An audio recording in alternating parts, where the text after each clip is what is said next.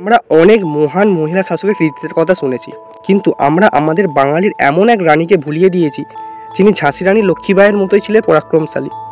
তার পরাক্রম এমনই ছিল যে স্বয়ং আকবরও তাকে সমীহ করে চলত এবং তার কাছে একটি দেবী চণ্ডীর আশীর্বাদপ্রাপ্ত তরবারি ছিল, যার জন্য তিনি অপরাজেয় ছিলেন।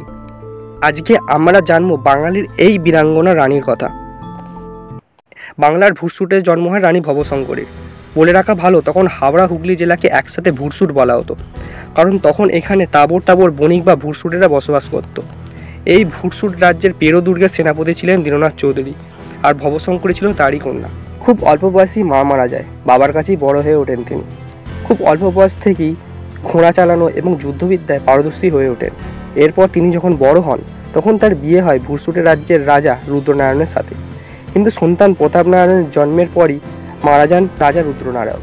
তারপর বহু কষ্টে নিজেকে সামলে নিয়ে ভুরসুটের সিংহাসনে বসেন তিনি। স্বামীর মৃত্যুর পর শৈব সাধনায় নিয়োজিত করেন নিজেকে।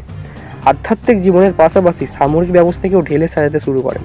তার সময় শৌর্য বীর্যে ভুরসুট রাজ্য হয়ে ওঠে সর্বে সর্বা। তখন এদিকে চলছে পাঠান ও মুঘলদের ক্ষমতা দখলের লড়াই। পাঠান ও মুঘল দ্বন্দ্বে নিজেকে একেবারেই নিরপেক্ষ রেখেছিলেন রানী ভবশঙ্করী। পাঠান সেনাপতি মুঘলদের বিরুদ্ধে রানীর সাহায্য চাইলে রানী সম্পূর্ণ নাকচ করে দেন। এতেই ক্ষুব্ধ হন পাঠানরা। শুরু হয় ষড়যন্ত্র। পাঠান সর্দার ওসমান খান হাত করেন রানীর প্রধান সেনাপতি চতুর্ভুজকে এবং শুরু হয় গোপনের চক্রান্ত।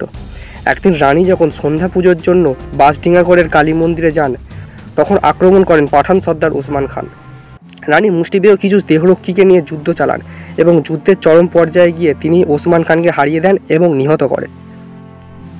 এই খবর কানে গিয়ে পৌঁছায় আকবরের। আকবর মান সিংহকে পাঠান রানীর কাছে এবং চুক্তি হয় কেউ কারুর রাজ্য আক্রমণ করবে না। ঐতিহাসিকদের মতে রানীর পরাক্রমে মুগ্ধ হয়ে রানী ভবশঙ্করীকে রায়বাগিনী উপাধিতে ভূষিত করে স্বয়ং আকবর। জীবনের শেষ পর্যায়ে তিনি পুত্রের হাতে রাজ্যভার দিয়ে কাশীবাসী হয়ে যান। বর্তমানে সরকারের উদ্যোগে প্রতি বছর হাওড়া উদয়নারায়ণপুরে অনুষ্ঠিত হয় রায়বাগিনী ভবশঙ্করী মেলা। আপনারাও চাইলে দেখে আসতে পারেন।